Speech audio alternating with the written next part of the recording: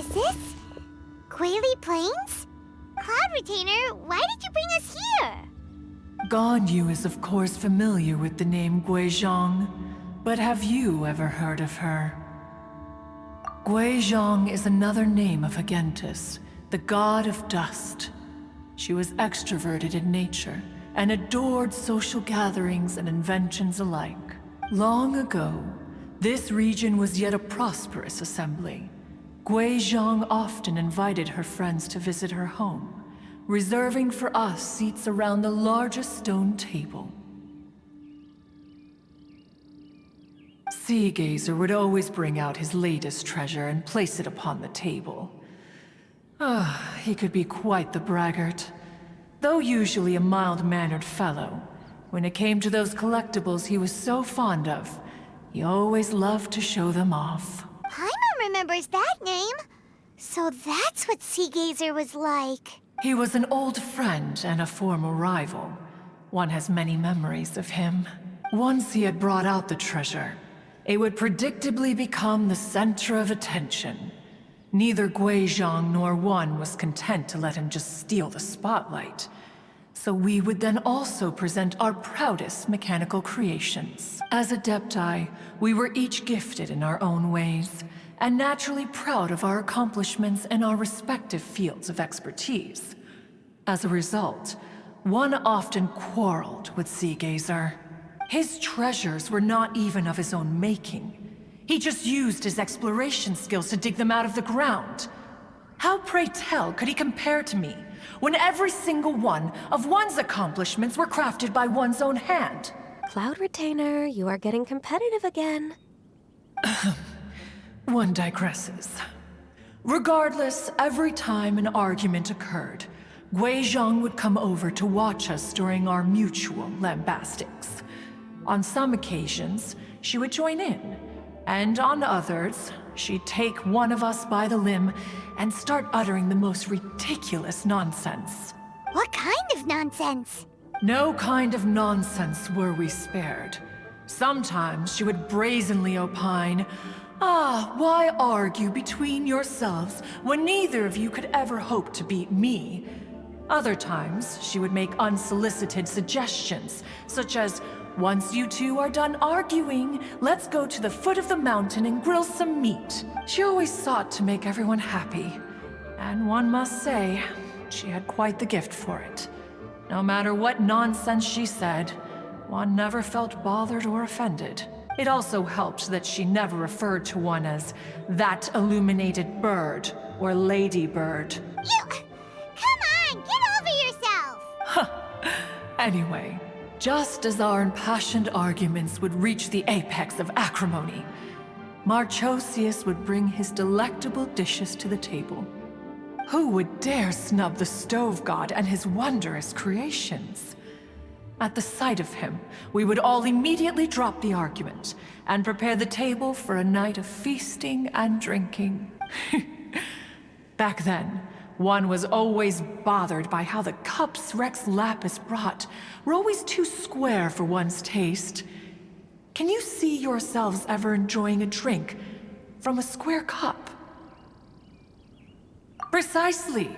So, as you can see, even one as great as Rex Lapis was not immune to making the occasional blunder. Even One could never find fault with Marchosius's cooking. As we ate, Guizhong would continue to find topics for conversation, filling the table with humor and laughter. Each of those old fossils had their character flaws and points of obstinacy.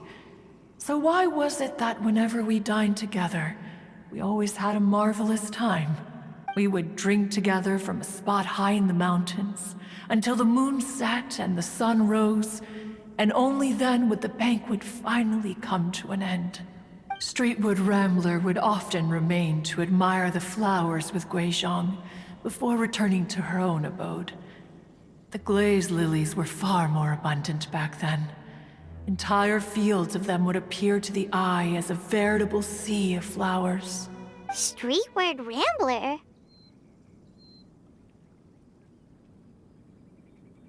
That would be Ping. You probably know her as Madam Ping.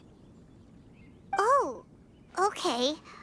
Wait, this is a lovely story and everything, but didn't we come here to find that Adeptus from Mr. Dvorak's story? Or are you saying that it was Guizhong? Didn't she, already... Alas, long has one avoided this place for precisely that reason. The sights here are a reminder of a time long gone, and evoke much sorrow. One should have guessed that you would disrupt one's poignant moment of mourning with your incessant questioning. No matter, one will share the whole story with you now. In times gone by, one quarreled oft with Guizhong concerning mechanical principles. We each had our ideals, and neither would yield. Under the pretext of a social gathering, one invited the impartial Rex Lapis to judge the quality of our creations. But Rex Lapis declared that Guizhong's Obscuro Vulpus mechanism was superior. Though one was too proud to acknowledge it, in one's heart, one knew that Guizhong was indeed the superior talent in the mechanical arts. As for the story between Guizhong and Streetward Rambler, that begins with a certain bell. In Guizhong's opinion, while mechanisms were no substitute for human composers, they were yet capable of producing simple but fine melodies. But Streetward Rambler believed music to be an expression of the soul, an emotional enterprise that could never hope to be replicated by machinery. They argued endlessly, until one asked Rex Lapis to intercede. He confiscated the bell and designated it for ceremonial use. Thereafter, one would often find them convening in the mountains, discussing music, mechanics, and all the affairs of the mortal world. But these good times were not to last. War broke out between the gods, and soon engulfed the Guili Plains. Guizhong was overpowered by the enemy, and fell in battle. When Streetwood Rambler and I arrived at the scene at long last, all that remained among the ruins was her lifeless body. After this, at Streetwood Rambler's request, Rex Lapis granted her the cleansing bell for safekeeping. To honor our friend's memory, one made a few finishing touches to her ballistic device. Many lantern rites have passed since then. Many greetings and goodbyes. Upon what do you gaze? The Guili Plains? No. It's everything.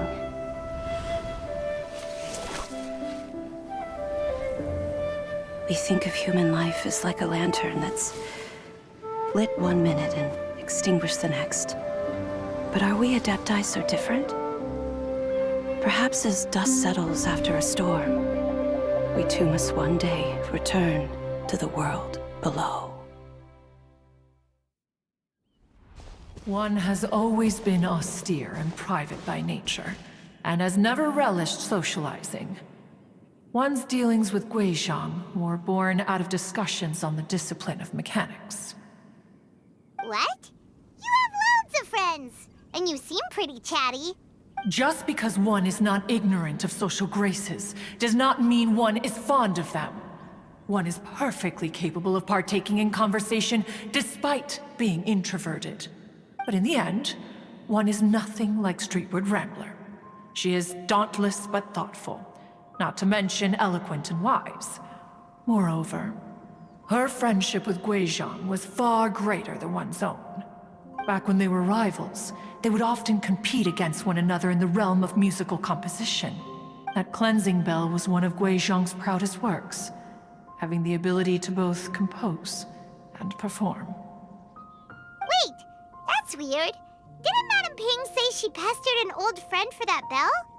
And she also said something about being a vain beauty when she was young or something. Streetward Rambler, a vain beauty.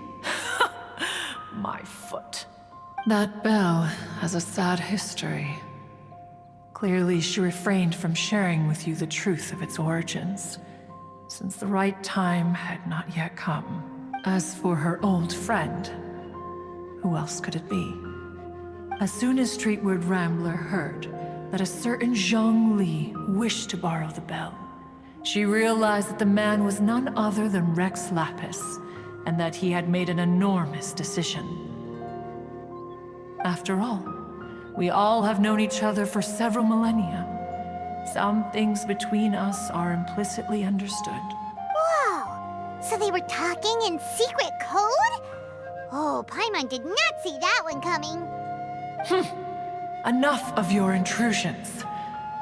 Where was one up to? Ah, yes. One remembers now. The cleansing bell is powered by a mechanical art, and can be used to great effect as an accompanying instrument. After the passing of its creator, it was used on numerous occasions during rites of parting. But Streetward Rambler did not acquire it from Rex Lapis for the purpose of producing further funerary tunes. No. Each time she rang it, it was to play the tune that Guizhong composed on it. The two once clashed over their beliefs about the meaning of music.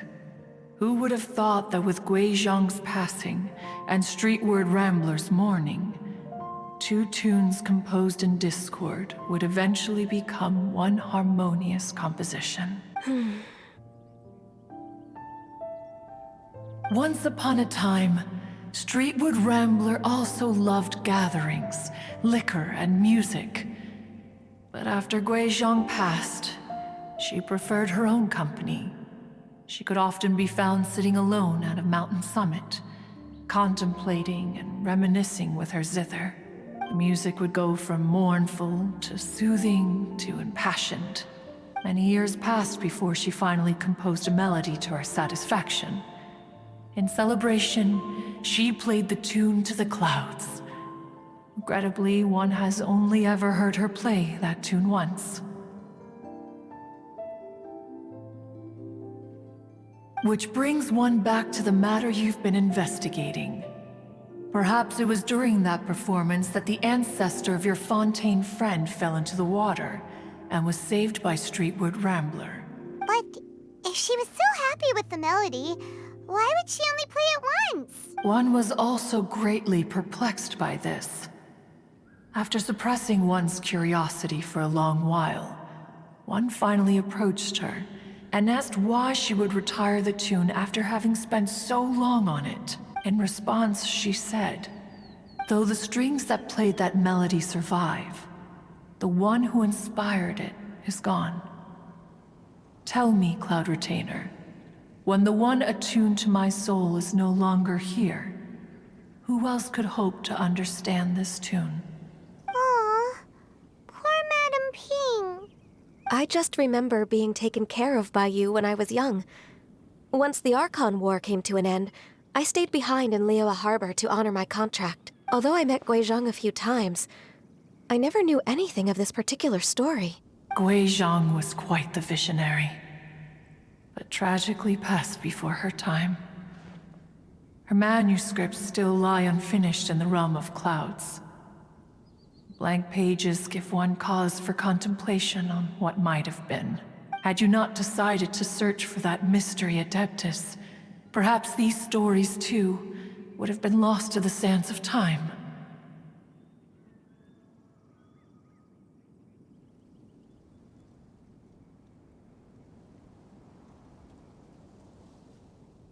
As of now, you know the truth.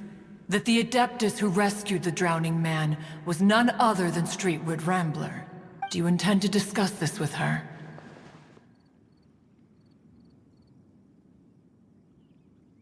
Do you mean Ping might find the topic too distressing? Precisely. The passing of our old friend is a heavy topic that both of us are usually careful to avoid. If I may be so bold, Cloud Retainer, could it be that this is just your own personal opinion? Oh? How so?